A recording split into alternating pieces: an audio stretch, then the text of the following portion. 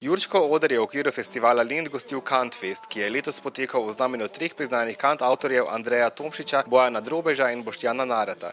Slednjega sicer poznamo kot vodjo skupine Katalena, a je okrilje Katalene postalo pretesno za izražanje njegove kreativnosti? Ne, nikakor. Saj za Kataleno že od vsega začetka velja, da smo band, ki deluje na več frontah, kar pomeni, da vsi člani imamo tudi druge obveznosti, imamo tudi druge ideje, ki jih uresničujemo po svoje. To je pač eden od načinov, kako se uresničujem kot glasbenik. Katalena pa seveda ostaja tista nekako središčna točka mojega glasbenega delovanja. Zdaj, biti kantavtor je vsekakor zelo specifično. V mojih mislih so kantavtorji zmeraj sami na odru s kitaro in prepevajo nekaj v stilu delam kot zamorc. Kako se je kantavtorstvo spremenilo do leta 2010? Mislim, da je po eni strani kantavtorstvo tako kot vsaka druga umetniška zvrst, seveda podvržena spremembam. Saj mora vedno reagirati na čas, v katerem se dogaja. Po drugi strani pa je v kantavtorstvu, vsaj jaz tako doživljam, nekaj zelo starodavnega. Torej to, da človek sam ob spremljavi nekega inštrumenta govori, poje, pripoveduje, kakorkoli že svoje besedila, svoje tekste, stvari, ki jih je sam tudi napisal.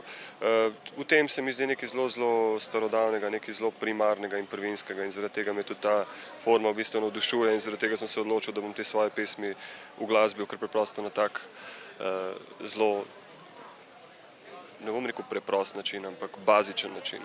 Narat je nedavno izdal tudi svoj prvi samostojni album Strah je odveč, kar so nekateri v času, ko se albumi ne prodajajo najbolje, označili za precej drzno potezo. Ja, ampak tudi naslov pravi Strah je odveč. Seveda je pa jasno, da je v nas, tudi v meni, kopica nekih strahov, tako glede življenja samega, kot glede dela.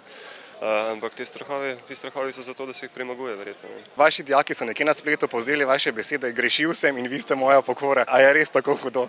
To je izjava, ki se je zgodila enkrat, seveda je bila na mestu, absolutno vse, kar reče profesor v razredu, je seveda na mestu.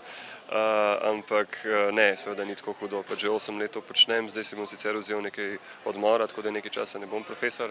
Tudi ne vem, kako je, kar se prihodnosti tiče. Ampak ja, glasba in filozofija sta dve moji veliki ljubezni in obe poskušam na nek način zasledovati. Kako pa se je spletlo to vaše sodelovanje z našo mariborsko pesnico Eriko Vovk? Z Eriko sem se spoznala preko v bistvu najine založbe, deliva si založba Pivec, in takrat se je tudi porodila ideja, da bi nekaj poskusila narediti skupaj, in ker se je to najino sodelovanje izkazalo za zelo smiselno in tudi plodno, sva ta, recimo temu literarno-glasbeni dogodek nekajkrat že ponovila in ga tudi še bova. Gre pa pač za kombinacijo njene poezije in mojih pesmi.